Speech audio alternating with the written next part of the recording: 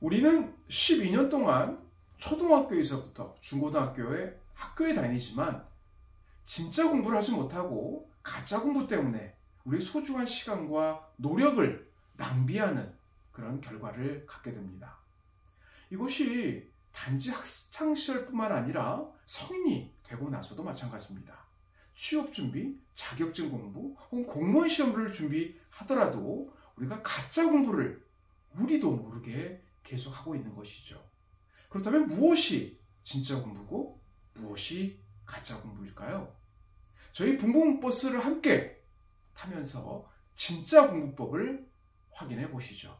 여러분 구독과 좋아요 눌러주십시오. 지금 출발합니다. 붕붕! 호빗 교수님, 네? 가짜 공부와 진짜 공부라는 말씀을 하셨는데요. 네. 가짜 공부라는 단어는 사실 처음 들어봤어요. 가짜 공부라는 건 뭘 의미하는 거예요? 네, 우리가 가짜, 진짜 이 두 가지가 존재합니다. 아마 진짜가 존재하는데 가짜로 하고 있는 행동 그리고 효과가 없는 것을 말하는 것이죠.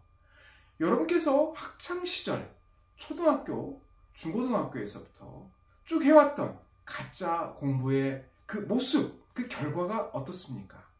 첫 번째, 시험을 보고 나면 바로 다 잊어버린다. 이것이 첫 번째죠. 여러분께서 열심히 공부했습니다. 달달달 외우면서 노력했어요. 그런데 그 결과는 어떻습니까? 시험을 보자마자 바로 다 잊어버린 것이죠. 왜 그럴까요? 아마 그 대부분의 원인은 우리가 충분히 이해를 하지 못하고 깊게 우리가 생각하지 못하고 공부의 겉표면만, 겉모습만 공부하다 보니까 금방 잊어버린 결과를 가져왔겠죠. 그것이 첫 번째 가짜 공부의 결과입니다. 그 모습이죠. 두 번째는요, 가짜 공부의 그 모습은 현실에 써먹지 못한다입니다. 여러분, 수학을 공부할 때 미적분, 그리고 영어를 공부할 때 영문법, 그리고 과학을 공부할 때 많은 화학식과 그리고 물리에 나오는 어려운 이론들이 있습니다. 그것이 현실에 정말 써먹을 일이 있을까요? 가짜 공부는 여러분께서 현실에 써먹지 못한다라는 그러한 생각을 갖고 있는 그 모습입니다.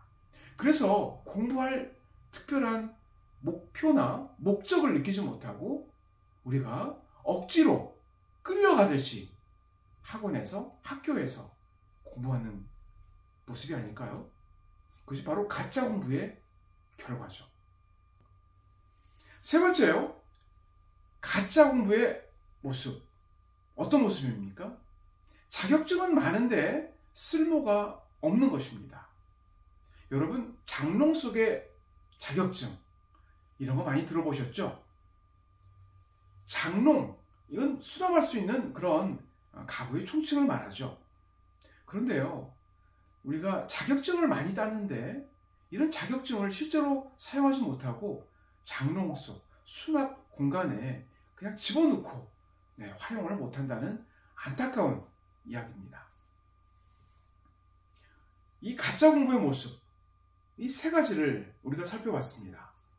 호빗 교수님, 네? 말씀을 들으니까 이런 것들이 가짜 공부라는 공감이 충분히 되고요. 네. 나도 그런 부분들이 있었구나 라는 생각들이 좀 드네요. 네. 그렇다면 진짜 공부 방법은 어떤 것들이 있어요? 네.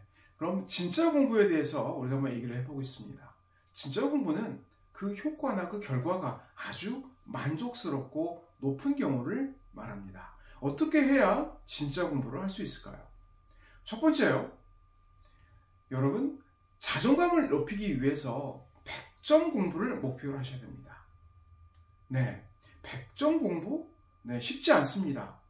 보통 우리가 100점을 받기 위해서 어떻게 공부하는지 여러분 잘 알고 계십니까? 100점 공부를 한다는 것은 정말 어렵습니다. 여러분 학과목에서 100점 받기가 정말 쉽지가 않잖아요. 우리 앤드류는 100점을 많이 맞아보셨죠? 보셨죠? 네. 어떻게 100점 공부를 해보셨나요? 죄송합니다, 교수님. 저는 100점 공부는 많이 못 해봤고요. 네. 100점 공부를 하려니까 반복을 해야 되는 것 같습니다. 근데 저는 반복까지만 했던 것 같습니다. 네. 100점 공부를 위해서 우리가 노력하셔야 됩니다. 보통 우리가 시험 준비를 열심히 한다, 노력한다라는 정도로만 생각하는데 여러분 공부를 위해서라면 자존감을 위해서 높이기 위해서 우리가 100점 공부를 해야 됩니다. 여러분께서 아마 겨우 패스할 정도만 한다 혹은 내가 70점, 80점, 90점 정도만 한다 그리고 한두 개 틀린 거에 대해서 우리가 별로 대수롭지 않게 넘어가는데요. 우리가 자꾸 틀리고 실수를 함으로써 자존감이 떨어지게 됩니다. 그래서 내가 공부를 잘 못한다고 할지라도 여러분께서 자신 있는 각 과목은 100점을 목표로 해서 자존감을 높이기 위해서 100점의 목표를 두시는 것이 아주 중요합니다. 두 번째요. 진짜 공부법을 하기 위해서는요. 스스로 응용하고 추리하는 연습을 매 순간마다 해야 됩니다. 어떻게 스스로 지식한 공부한 것을 응용하고 추리할 수 있을까요? 우리 앤드류는 자신이 공부한 지식을 어떻게 응용하고 추리를 노력하십니까?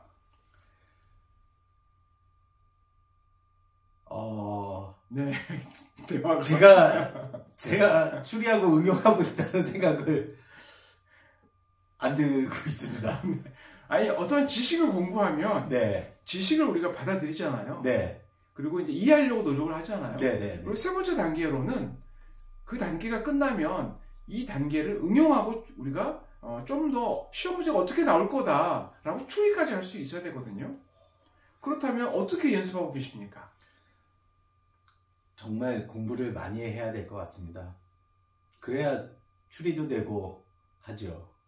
어쨌든 바쁜 생활 속이다 보니까 그런지 저는 공부를 하고 사회에 나와가지고 쓸 수 있는 정도만 되면 다행이지 않을까 싶은 생각이 드네요. 네. 실제로 여러분 스스로 응용하고 추리하는 그런 과정이 힘듭니다. 왜냐하면 이것은 학교에서 가르쳐주지 않습니다. 교과서에서도 그런 내용을 자세히 설명해 주지 않죠. 그러니 여러분 스스로 공부하기가 어려운 것이죠.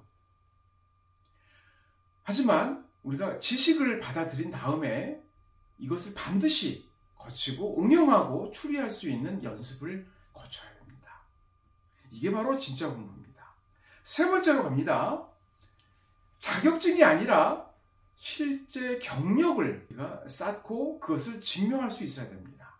여러분, 자격증은요, 그 사람이 이런 일을 할 수 있는 자격이 있다는 것이지 그것을 잘한다는 보장이 없죠.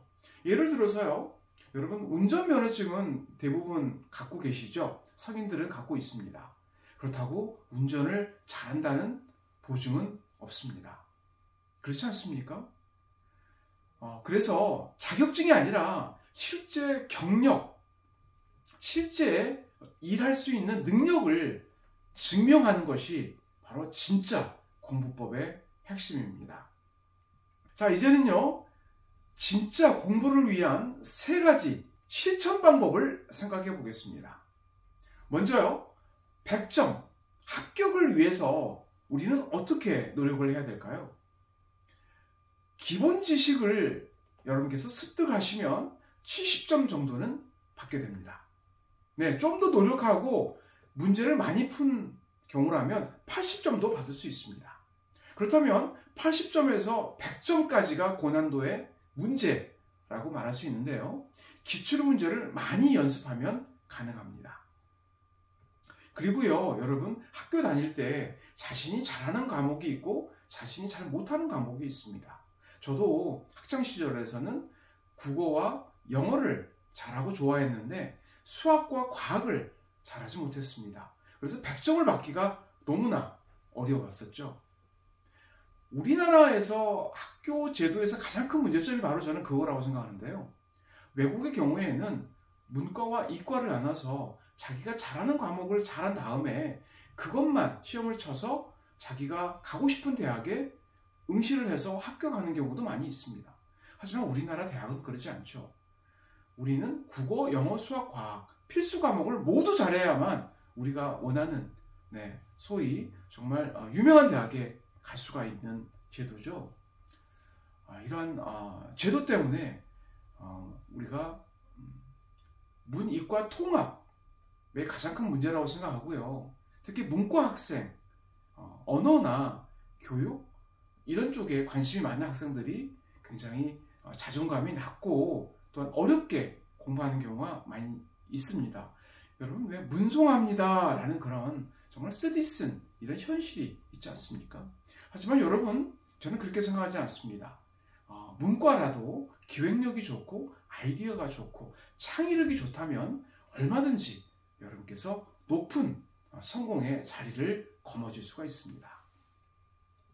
100점 합격을 위해서는요, 기본 지식을 마치고 고난도의 그런 기출문제를 많이 연습하고 여러분께서 하나라도 실수하면 안 된다라는 그런 마음가짐으로 여러분께서 오류를 그리고 자신이 자꾸 틀린 문제를 확인하면서 공부하다 보면 여러분께서 100점을 맞을 수 있습니다.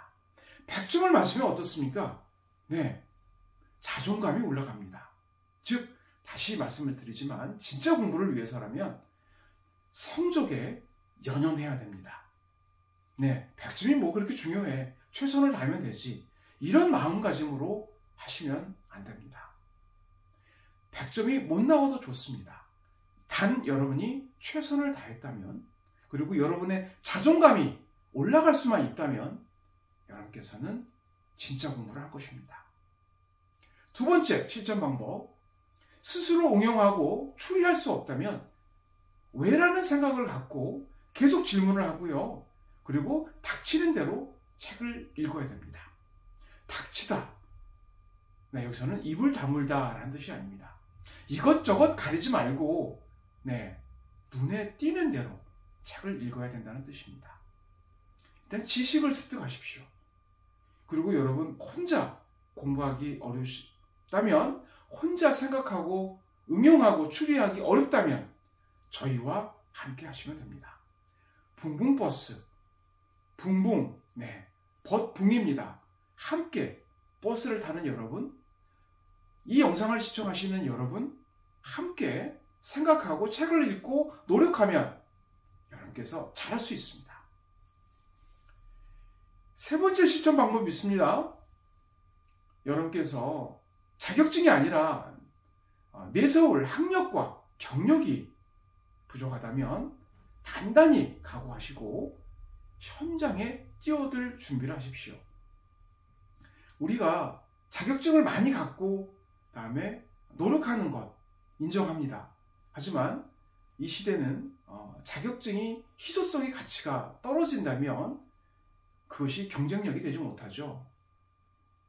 자격증이 아니라 실제 경력을 증명해야 되는데 우리가 공부하는 여러분께서 내세울 만한 학력 그리고 경력이 부족할 수가 있습니다. 그것은 여러분의 잘못이 아닙니다. 왜냐하면 그것을 일찍 깨우쳐주고 알려주고 지도해줄 만한 그러한 멘토가 주변에 없었기 때문에 그렇습니다. 우리가 공부를 못하는 것은 단순히 우리가 두뇌가 부족하고 우리가 머리가 나쁘다고 생각하는 경우가 많은데요. 절대 그러지 않습니다. 타고난 이 두뇌, 머리 우리가 어쩌겠습니까?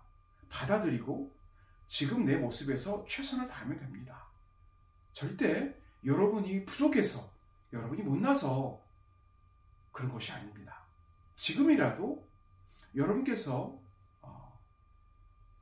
내가 최선을 다하고 단단히 각오하고 그리고 노력하시면 현장에 뛰어들어서 여러분께서 실무를 경험하신다면 저는 반드시 여러분께서 꽃을 피우고 성공할 수 있을 거라고 믿습니다.